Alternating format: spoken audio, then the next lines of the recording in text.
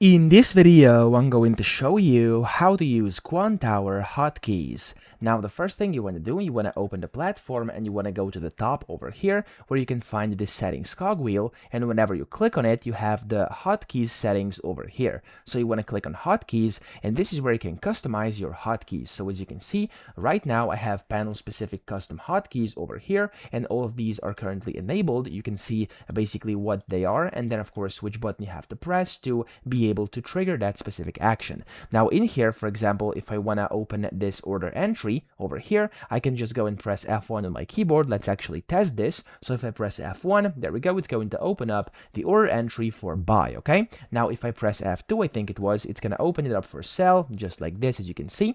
And then if you want to change these, you can just go up here and go back to hotkeys, and then you can change it. So if I wanted this to be something different, for example, if I click in here and press the F9 key on my keyboard, there we go, it's now going to get a hotkey on the F9 key. Okay, so over here you also have general, and if you open this, it's going to give you all your different general hotkeys. So you have like duplicates, saves, full screen modes, etc. And again, you simply have to click in any of these fields and then press the button you want to use on your keyboard, or of course can be a combo of buttons like this over here as well, and that's going to allow you to essentially create your own custom hotkeys as well. Now down here by default, as you can see, some of them will actually not have hotkeys, so you have to create them yourself. As you can see over here, it says open trades. If I want to go and do a control plus F1, for example, to see open trades, I pressed in here and pressed control plus F1, and now if I try this over here as well, there we go, as you can see, it's going to open it up, and I'm now using hotkeys on Quantower. So